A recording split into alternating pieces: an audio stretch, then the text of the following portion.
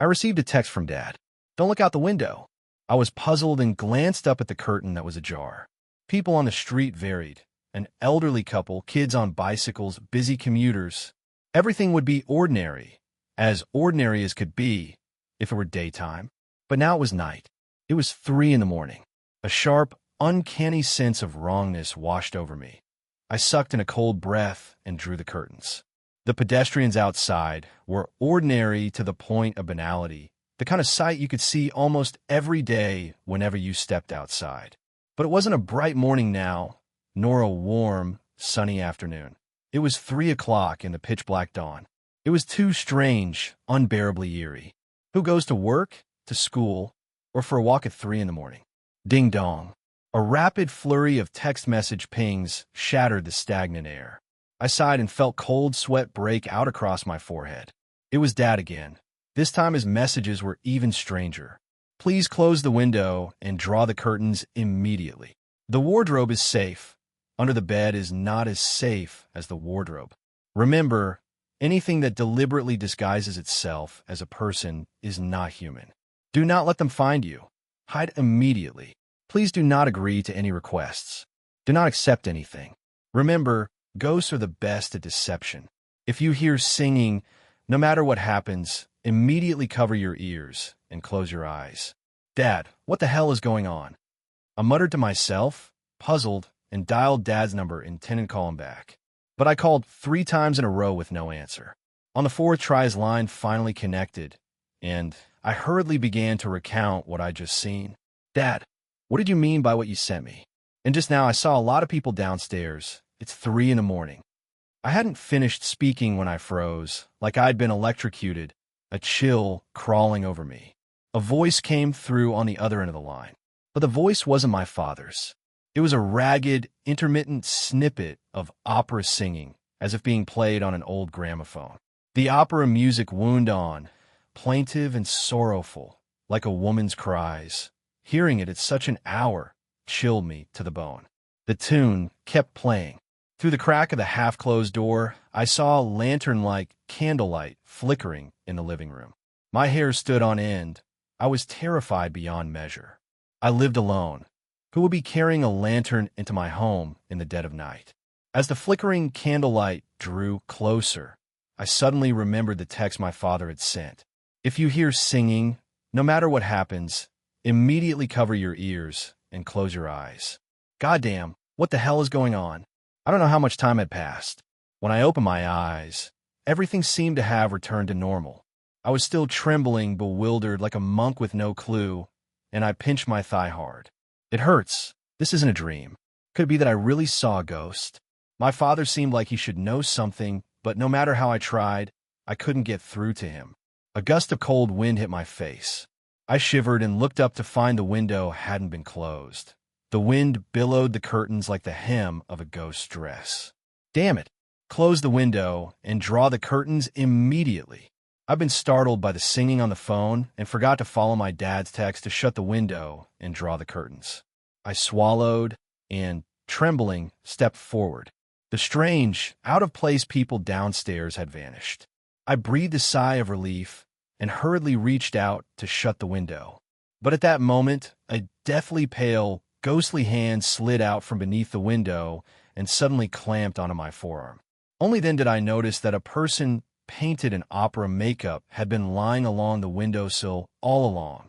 It wore a smile, painted with extravagant makeup, its mouth full of countless sharp, needle-like teeth.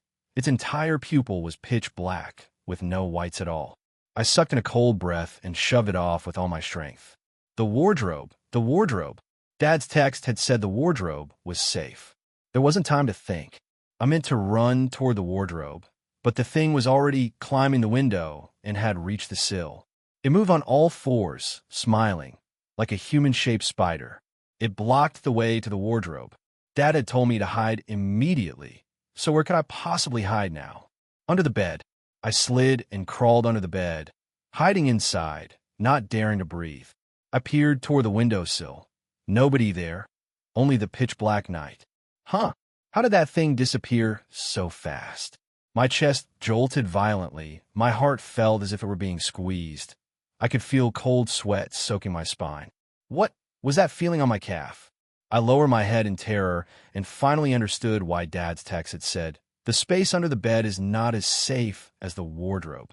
At that moment, the heavily made-up thing grabbed my calf with one hand, its mouth open, its restless tongue like a slimy slug, constantly licking. I widened my terrified eyes, too late to scream, leapt up, flung open the door, and bolted straight out. At that moment, my mind was a blank. I had forgotten that the house was unsafe, but the outside was even less so. Remember, anything that deliberately disguises itself as human is not human. The instant I shoved the stairwell door open, the scene before me made my legs go weak. They were the same discordant people I had just seen upstairs. They had appeared again. In the dark, they stood with their backs to me, their heads bowed, like bloated corpses propped up beneath the water. My heart pounded. Wolves ahead, tigers behind. I took a few tentative steps forward. Nothing happened. Just as I was about to keep going, they suddenly all turned around in unison, their eyes fixed straight on me. Though they were of different heights, ages, and stations, they all shared the exact same appearance. A pale face, eyes set high and thin and long, their sockets black as ink, mouths split wide open, the corners pulled almost back to their ears in a grin. Their paper effigies. They began to surge toward me, as if trying to swallow me whole. Sean! Sean! I took 2 steps back, terrified and at a loss, and heard my father's voice calling. I was a little agitated, tears almost spilling out. Dad, I'm here. I turned around and saw Dad coming out of the apartment entrance I had just exited, his face full of worry. Kid, come with me. Take this talisman. It will keep those things from coming near. Without giving much thought to the faint sense of dissonance I had detected, I answered aloud and took the talisman paper from my father. Okay, Dad, what's going on? I watched as he led me into the dark, cavernous apartment entrance and then stopped in his tracks. My father and I don't live together. How did he come out of here? Please do not agree to any requests. Do not accept anything. Remember, ghosts are the best at deception. When I stopped, Dad turned his head, and this time I saw clearly. One half of his face was normal, while the other half, sunk in a shadow, was that painted face of a performer. Dad smiled, revealing a mouthful of sharp, crowded teeth, and reached out his hand toward me. Come on, Sean, you brat. What are you dawdling for? I woke from the nightmare with a scream. My mother sat at the side of my bed, crying her eyes out. I later learned that my father had sensed something was wrong and arrived at my apartment complex at dawn, finding me collapsed in front of the building entrance. Yes, it was only me. Those things were all gone. When I described those eerie paper effigies and the performers, my parents' faces both grew grave. Do you know something? My father didn't answer my question directly. Instead, he replied with a question of his own. Do you still remember Songyang Town? I frowned in puzzlement. Songyang Town. In my memory, that place hadn't been mentioned for a very long time. It was my father's hometown. The 3 of us lived there for a long time, until my father went to the city to do business and took her family away from Songyang Town. My memory of the place is hazy. I only vaguely recall there being a large stage, but that stage had long been abandoned, a relic of the 20th century. I remember, but it's fuzzy. All I know is that later, for Dad's job, our whole family moved into the city. Hearing me say that, Mom's expression turned frightened, and her voice trembled as she spoke. Sean, your father and I are going to tell you the truth now, but don't be afraid. We will do our best to protect you. We didn't move out of Songyang Town to go into business. We left because you were being targeted by a ghost. We left to avoid disaster. When you were little, you slipped out when the adults weren't looking and watched the ghost opera. It was only later that I learned my hometown of Songyang had an inviolable taboo: never go to the old stage at noon. And at the time I was only 10, I had already broken that one forbidden rule. People only know that the pre-dawn hours are when Yin energy is strongest, yet few realize that our ancestors said true noon is the time of day when Yin is heaviest. There was once a belief that if one's attachments were strong enough, at noon you could even see the departed loved ones. My head hurt a little. I began to recall the lost memories. As a child, I was the naughtiest among the kids. That day, I had lunch early and went out for a stroll by myself. I saw two people waving at me. I followed them and stepped into an abandoned, forbidden area. It was a scene I had never seen before. On the stage, the newly applied red lacquer smelled faintly fragrant. Before the stage, every seat was filled. Men, women, old and young, all enthralled by the two performers on stage, applause rolling like thunder. Listening to the actors singing on stage, I felt entranced and moved toward the theater platform. But just as I was only a step away from the audience seats, everything stopped, as if someone had hit the pause button. I wanted to run, but my legs wouldn't obey. Rustle, rustle. In the audience, the spectators actually turned their heads. Their faces were deathly white, only their mouths and cheeks a bright red. Their eyes didn't blink, they just stared wide open, clearly painted on eyes. They were a pile of paper effigies? So the paper effigies I'd seen downstairs at dawn were something I had already encountered long ago. Before I could react, the two actors on the stage began to sing again. For a moment, rounds of applause rang out again, and this time I could see clearly. The paper effigies in the audience were clapping. They showed no expression, repeatedly striking one another with the backs of their hands. My legs wouldn't stop trembling, and my heart pounded wildly. My mother had said that only ghosts clap with the backs of their hands. I don't remember anything that happened afterward. They say my father came and found me and brought me back. I felt as if my soul had been torn away. I was dazed and stupid for several days. My father asked someone he knew in town. The old ritualist said my spirit had gone off to watch a grand opera. It wasn't until after a cleansing ritual that I began to come back to myself. But when I awoke, my memories of the whole town of Songyang had grown hazy. At that time we moved you and thought everything was safe, but we didn't expect that 12 years later they would still be watching you. I stared at Dad's sour expression, feeling a little bewildered. What are you staring at me for? A strange look flickered in his eyes. He didn't answer me directly. Instead, he turned the question back on me. Did you take something from him last night? How did you know? I pulled the amulet the fake Dad had given me out of my pocket. But to my surprise, it no longer looked like an amulet at all. Crumpled, not only damaged, but even yellowed. You could tell it had been like that for some time.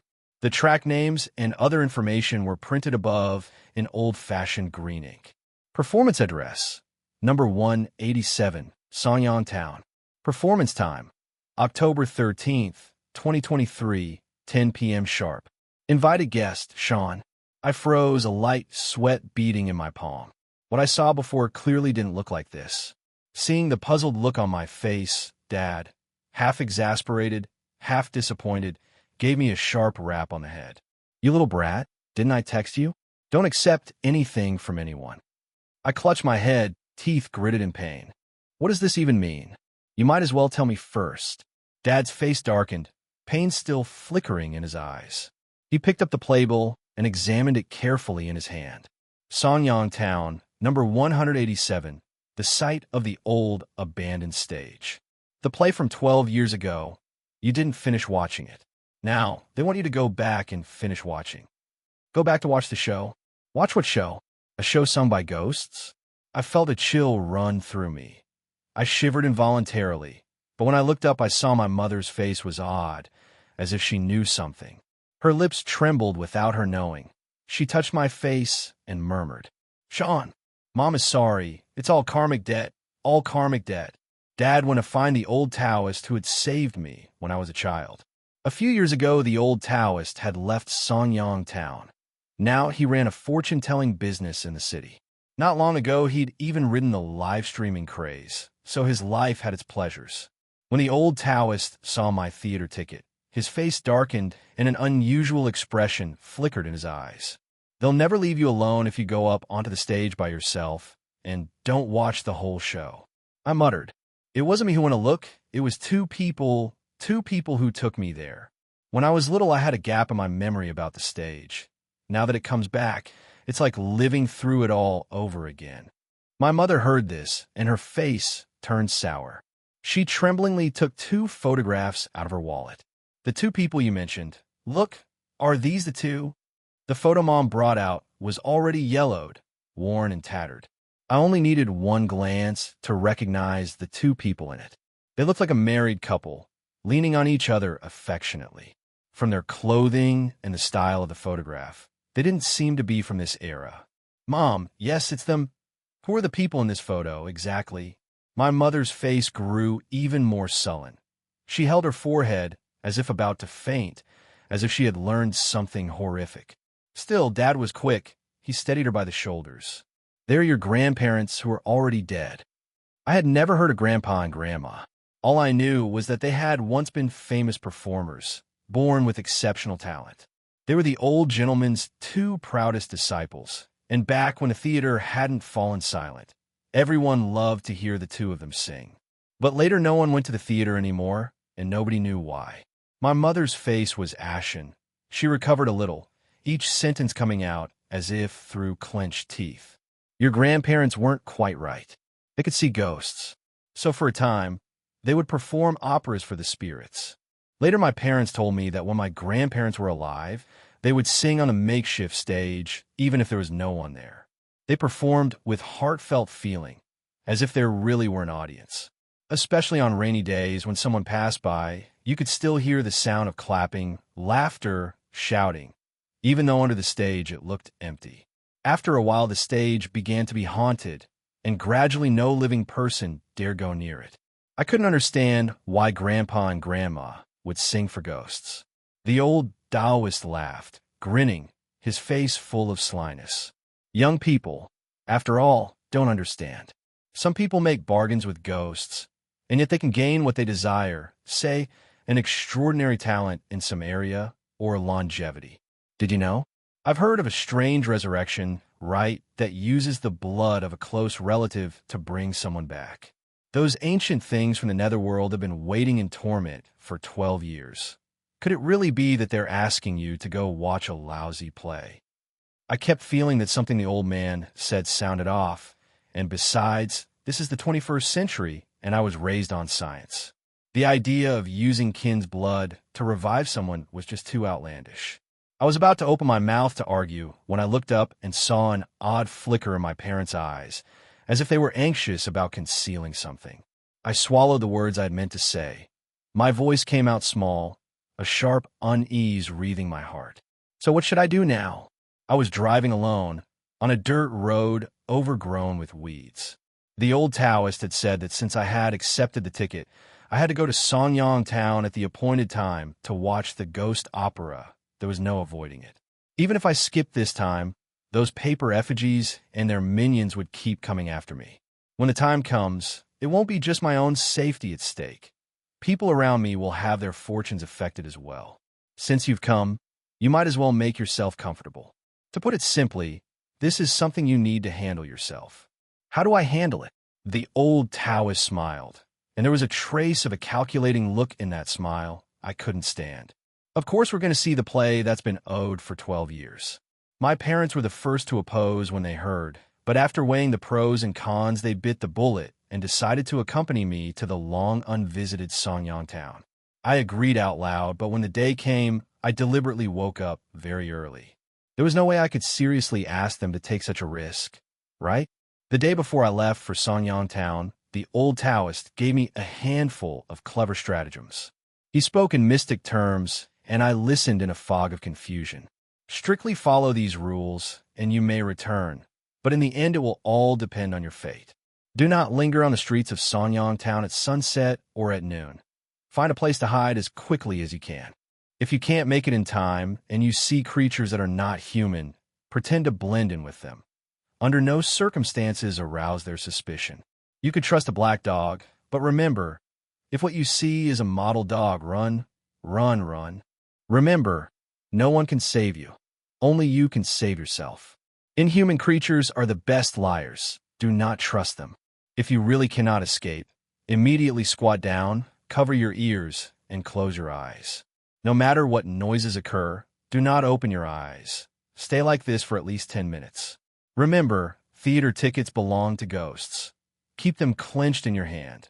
They can confuse a ghost's sense of smell. Do not listen to ghosts singing opera. Once you hear it, your remaining years will be drained by them.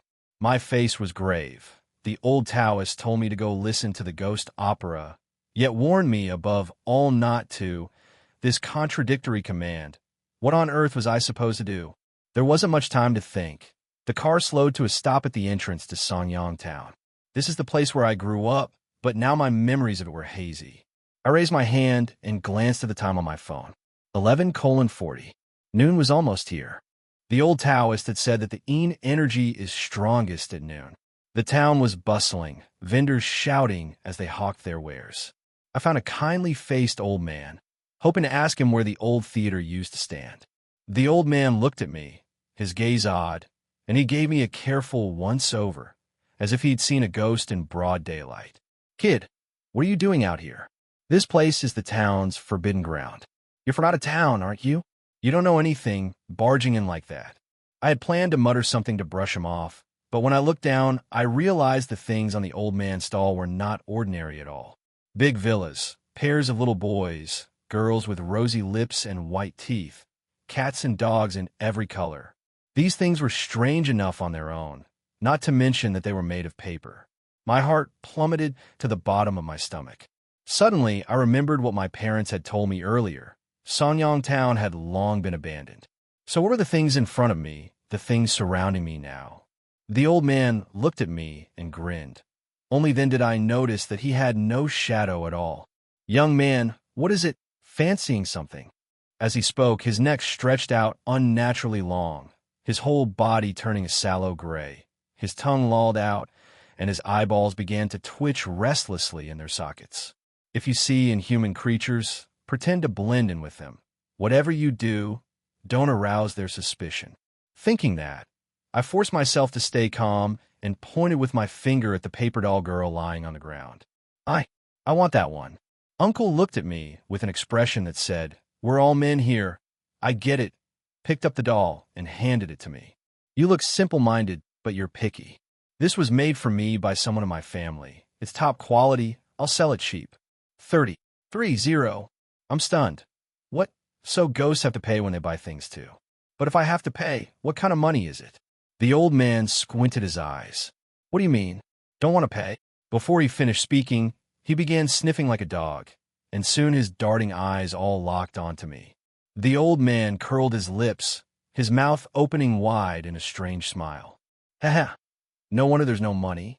Living person, where would the hell money come from? I don't know how long I ran. When I looked back again, there was no one chasing me anymore. It was too uncanny, utterly uncanny. I gasped for breath and glanced at the time on my phone. It was already 11:58. Noon was almost here. Find a place to hide as soon as possible at noon. I casually pushed open a battered wooden door. Creak! The dust inside the door made me sneeze. Suddenly, I grew curious. Why was it forbidden to linger on the street at noon? Could there be something even more terrifying than the ghost market I'd just seen? I pinched time between my fingers and through the crack in the door, peered out silently. On the street that had been utterly empty, some eerie silhouettes appeared, just like the ones I'd seen earlier from upstairs. They looked like normal people, but they all had identical faces, their eyes set high and narrow, thin and elongated. They were paper effigies, paper funeral figures. There are no living people left in this place. I sucked in a breath of cold air and turned around, only to see that the once pitch-black room had become a different scene. Damn it. Ah, kid, you're damn lucky.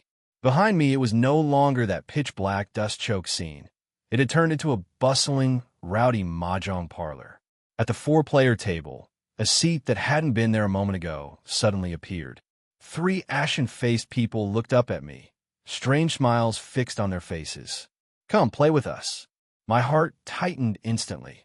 Sitting in the chair, cold sweat poured down my back. All of them dead, right? How did I run into filthy things again? How uncanny. But I don't know how to play mahjong at all. This time, I couldn't even pretend anymore. At the critical moment, I saw a woman who looked like an ant, cradling a small black dog in her arms. Its fur was curly, its tail short, wagging back and forth. The old Taoist had told me before, you can trust black dogs. In that instant, a thought flashed through my mind. Maybe the black dog could be the key to breaking the deadlock. I pretended to be calm and stepped forward to make small talk with the ant. "Your little dog is so cute." The ant didn't answer, only replied impatiently, "Want to play or not?" At that moment, the black dog heard a sound and turned its head. I widened my eyes. My heart was squeezed tight in an instant, and even my breathing began to falter. I saw that the dog's rump was black, but its face was mottled. On the gray-white skin, rings and rings of black spots like drifting clouds. Its eyes were round and glossy, and in the moment we locked gazes it, impossibly, smiled at me with a human-like, uncanny grin. But remember, if you see the flower dog run, run, run, something in my head went boom, and in an instant I couldn't remember anything. Run? Wolves in front, tigers behind. Where am I supposed to run now? I watched the people at the mahjong table stand up, then slowly close in on me. I leaned against the door and could feel cold drafts blowing through the crack against my neck. I shuddered all over and suddenly remembered my father telling me before to hide under the bed. If you can hide under the bed, maybe you can hide under the table too? I squeezed through the gap between them, nimbly slipping beneath the table. Then, following what the old Taoist had taught, I covered my ears, shut my eyes, and crouched on the floor. I heard a rustling in my ear. Something slid along my back and wrapped its arms around my neck. My heart shot up into my throat, and fear made my breathing quicken. I must not open my eyes, absolutely must not open my eyes. The touch on my face is icy cold and still damp like a slimy slug. Something is ruffling its tongue across my face. It's that damn little flower dog. I kept my eyes tightly shut, not daring to relax for a single moment. I didn't know how much time had passed. The surroundings finally fell silent. My eyelids trembled slightly as I slowly opened my eyes. The old past warning had indeed been right. The surroundings had once again fallen into pitch darkness, dull and dingy. I took out my phone to check the time. A full hour had already passed since noon. I let out a breath. Noon had finally passed. But just then, something even stranger happened. I watched the time on my phone's screen start to race, as if someone had hit a fast-forward button. With my own eyes, I could see the hours inexplicably jump ahead to 10 o'clock at night. That was the time the ghost show on the ticket was scheduled to begin. The air was piercingly cold, and yet my entire back was drenched in cold sweat. If I hadn't seen it with my own eyes, I'd really have thought I was having a nightmare. All right. I frowned. What was that racket outside the door? It sounded like applause, mixed with shouts of approval. Just a moment ago, outside the door there was still a wide, dilapidated avenue. A thought came into my head and was quickly crushed. With a jittery, uneasy heart, I slowly pushed open the worn-out door with my hand. All right, well sung. The cheers and applause grew clearer, but so did that strange, uncanny dissonance. When I opened the battered front door, I saw the crimson wooden stage, an actual opera stage, appear in my view, as if by a miracle. The eerie thing was, though I heard the clapping and shouts, there wasn't a single person sitting in the audience. At the very center of the stage, a man and a woman, both actors, stood in bewitching poses. They seemed frozen, holding twisted, uncanny stances without moving at all. Only their eyeballs kept shifting wildly in their sockets. I was frightened by the ghostly scene and stood there stunned, too scared to step forward. I didn't notice when the ticket stamped with green ink fell out of my pocket. Carried by a gust of cold wind, it drifted and drifted toward the stage. As if a switch had been flipped, the two performers on the stage finally began to move. Their eyes narrowed to slits, a ghostly smile spreading across their faces.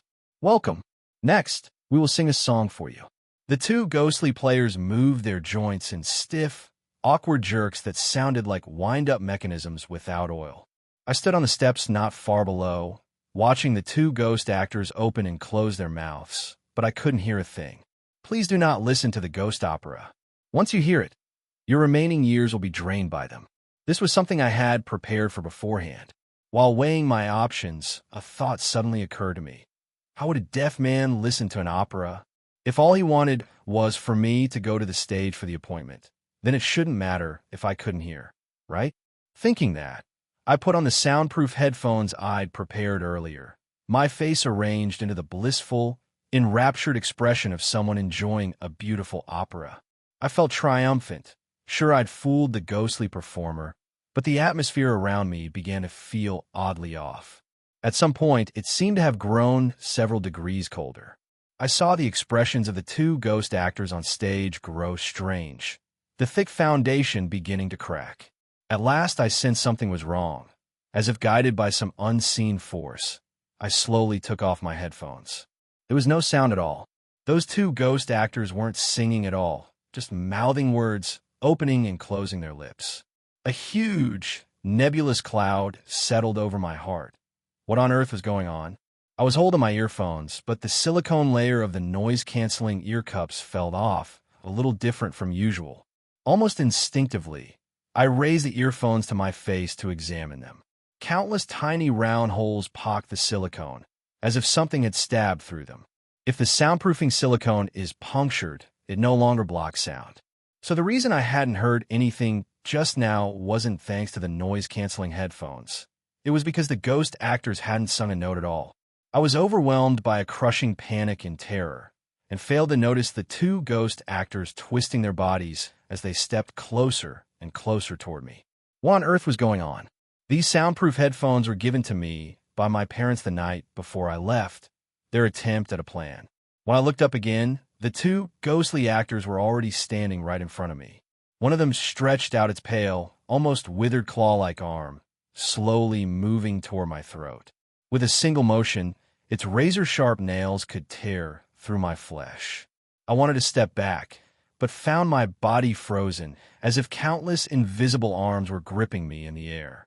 I squeezed my eyes shut. My chilled heart had already accepted the inevitable end. If I knew I was going to die, I shouldn't have gone through all that trouble. Wouldn't it have been better to lie quietly in a warm bed and wait for death?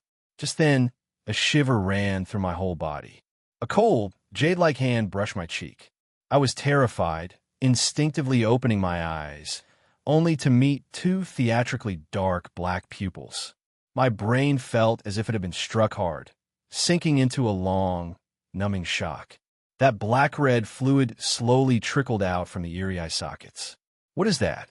Is it ghost tears? But why? You, all of you. Just as I was about to continue speaking, a blinding light shone from behind me. I turned around and saw the Taoist priest and my parents. The priest held a bagua mirror, mischief gleaming in his eyes. Malevolent spirits, right now I'm going to send you up in smoke. My parents were right behind the old Taoist, holding a DV camera pointed straight at the pair of ghost actors in front of me, whose burns made them agonizingly raw.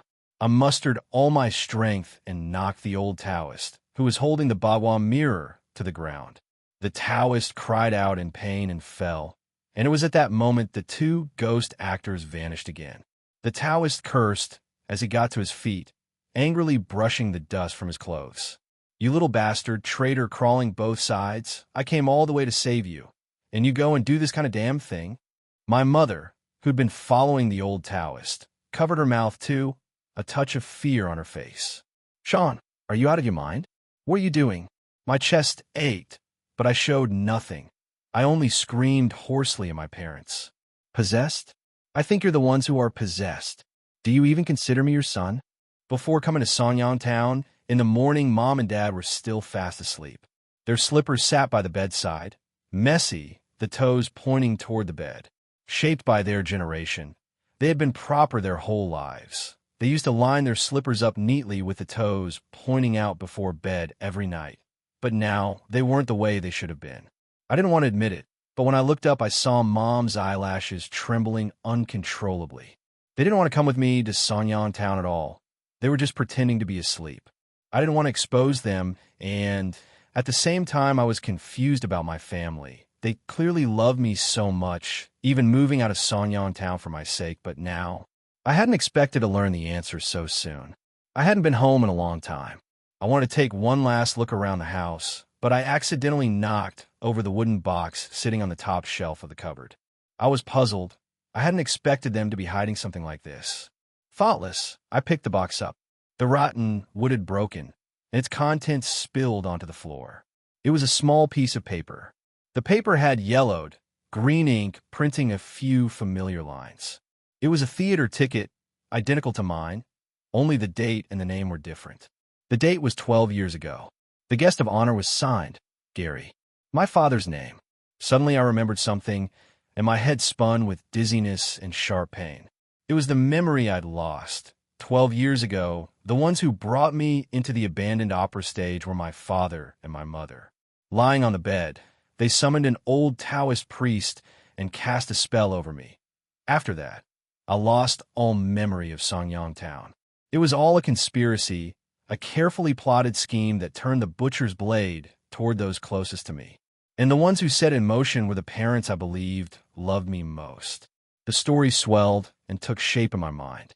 My father had received the theater tickets and knew of the life-draining sorcery. Because he did not want to die, he wanted his own kin, me, to take his place as the departed, and my mother quietly consented to it all. A sharp wave of anguish surged through my chest. It turned out I had already been a forsaken child 12 years ago. Hearing me say that, Dad and Mom froze, their faces full of astonishment. Dad reacted first. He stepped forward and slapped me hard across the face. His expression was cruel and icy, as if something had been pierced, nothing like the mild, open man he had seen before. "You brat, you don't know anything, don't talk nonsense." Mom stepped forward and grabbed Dad. "What are you doing? Don't hit the child. Don't hit the child." Just as we were locked in argument, the old Taoist cried out, "Don't argue." Only then did we notice that inexplicably a cluster of those paper figures had appeared around us.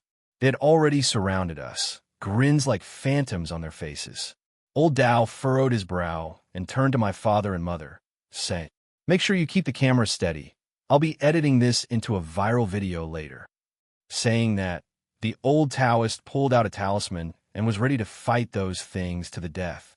But 2 fists couldn't match 4 hands. The things multiplied and multiplied until they buried the old Taoist.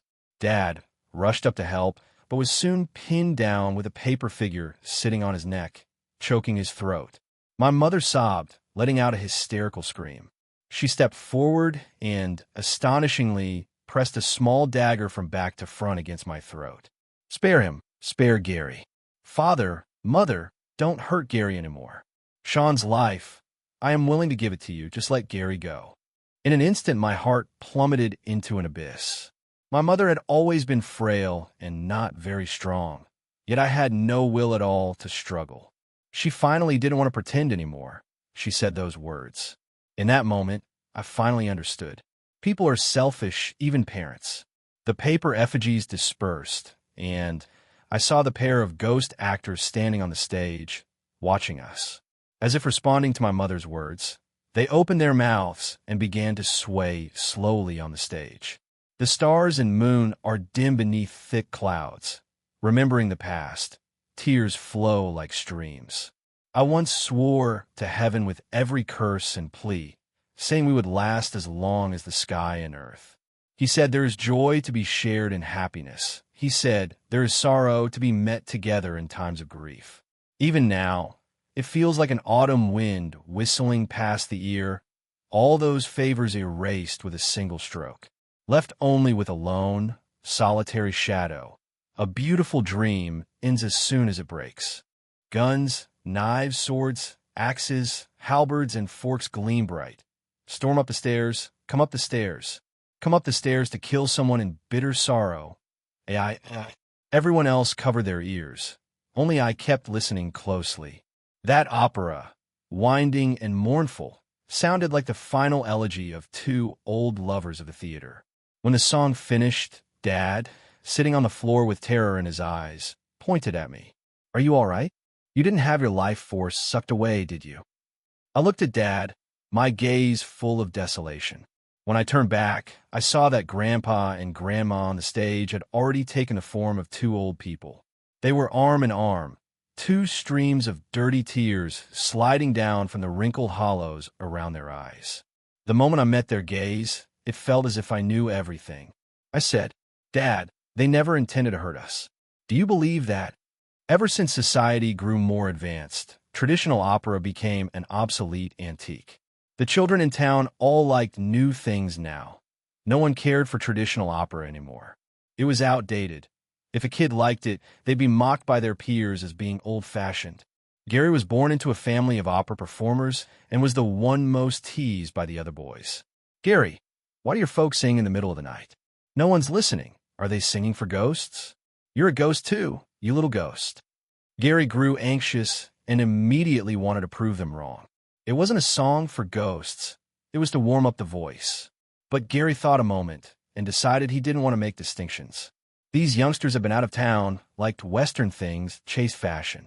Gary desperately wanted to join them. He refused to be some heir to traditional opera. He wanted to go out, wear Western clothes, speak foreign tongues. He understood that to join them, he had to cut ties with the old-fashioned baggage of his parents. For many years afterward, Gary and those troublemakers would hurl pebbles at the high stage. "You are my parents. You're all just baggage. You're all so old. Why cling to something nobody watches anymore? Opera is outdated. Nothing but something for bumpkins." The pebble was hard. It struck the female role's head, and she immediately bled. She lost her balance and fell from the high stage, like a porcelain doll shattering into pieces. The male role was furious and rushed down to deal with the thugs, but was held back by a younger, stronger man. The ringleader of the thugs was the mayor's eldest son. He tossed a dagger toward Gary, a savage grin on his face. "Come, you take the first cut. Once you're on the same boat with us, I guarantee you can leave this town and do what you want." Well, the chance to change your fate comes only once. Gary hesitated inside, but he knew that this hesitation was the decision. He took the dagger. Ever since he received the theater ticket 12 years ago, Dad had felt guilty. He knew that retribution had come. According to the town's legend, he guiltily believed that his grandparents had come to take revenge on them. He was selfish. He wanted me to die in his place. He loved me, which is why he took me away 12 years ago, and why he has now reappeared in Songyang Town trying to save me. But his love for me was founded only on the condition that he himself would not be harmed. Humans are such complicated creatures. They're never simply black or white. Dad was selfish, so he never imagined there could really be people as selfless as Grandpa and Grandma. Blinded by desire, he failed to see the best things were right beside him. Grandpa and Grandma's great love was expressed through opera. Small love was their tolerance toward their son. They said, "Young ones, open your eyes and look. This is what our ancestors left behind. It must not be forgotten by the young." Their eyes streamed with tears as they remembered the old master beating the palms of their hands with a leather strap to teach them posture and bearing. It is not some peasant relic. It is the blood and sweat, the toil of generations. True disappearance is human forgetfulness. When the audience dwindled from packed houses to only a handful, Grandpa and Grandma knew the era of traditional opera was drawing to a close. Just as inevitable as sunrise and sunset, spring giving way to autumn. But they don't understand. Why? Are foreign things really that good? They are obsessed. The lost, vanished operas. Twice, they tried to call the child back. One last time, just one last look, perhaps you won't dislike it so much. The stars and moon are dim beneath thick clouds. Remembering the past, tears flow like streams. I once swore to heaven with every curse and plea, saying we would last as long as the sky and earth. He said there is joy to be shared in happiness. He said there is sorrow to be met together in times of grief. Even now, it feels like an autumn wind whistling past the ear, all those favors erased with a single stroke, left only with a lone, solitary shadow. A beautiful dream ends as soon as it breaks. Guns, knives, swords, axes, halberds, and forks gleam bright. Storm up the stairs, come up the stairs. Come up the stairs to kill someone in bitter sorrow. I. Again and again, the two old people sang on the stage, their throats hoarse. I just watched, and tears came flowing down without my control. In the audience, the seats were finally filled with people again. Shouts, cheers, and applause, unending. But look closely. Those people are all paper figures, not living humans. The great wheel of the age shows no mercy to anyone. The era of opera has passed. Bravo, well sung. I clapped and shouted out loudly, "Bravo." I saw the grandparents on the stage go rigid, their eyes growing redder and redder. After all these years, at last someone cheered for them again. The sky gradually brightened. As the opera stage vanished, the two elderly people on it vanished as well. I know they will never appear again. This is the elegy they've waited 12 years for. It's over. The camera had been broken from the moment it started. The old Taoist hurried forward, started fiddling with it, then scolded Dad and Mom. "What are you doing? You can't even look after this little thing. If it weren't for getting footage to make me go viral, I wouldn't have come with you." Watching the old Taoist expression, I felt disdain inwardly. "Don't worry, you'll get real material soon enough. It's hard to say you won't become the material yourself." The old Taoist squinted. "You brat, what did you say?" I didn't answer. I smiled, with a meaning-laden look. At this moment, on the old Taoist's neck, the toothy ghost sat curled up, bearing its sinister, terrifying grin, yet the old Taoist couldn't see it at all. Ah, so he's a charlatan. My parents and I haven't been in touch for years. Over the years, they've tried to get me to come back, and I've refused. The rift has already formed. How can it ever heal? They told me that while back the old Taoist died horribly. I had no reaction. It was to be expected. He only said to my father, who came to see me, "You should turn yourself in soon. Maybe it could make amends in some small way." Mentioning that father always gets under my skin, he swore and grumbled. I said nothing. I only watched as the ghost with rows of sharp teeth stood once more at my father's side. "Forget it," the old Taoist said. "Since it has come, accept it. It's all fate. There's no escaping what's meant to be." I opened a school for traditional opera and spent 15 years doing it. That day at the recruitment fair, from a distance among the crowd, I spotted a familiar face. The little girl wore her hair in a ponytail. The little boy looked unusually lively. My eyes grew misty. I crouched down and asked, "Would you like to learn opera?" The two children glanced at each other and smiled sweetly. "All right, count the great figures of the age. Look to the present day. I will pass the opera on. Grandfather and grandmother, please watch over me from above." The end.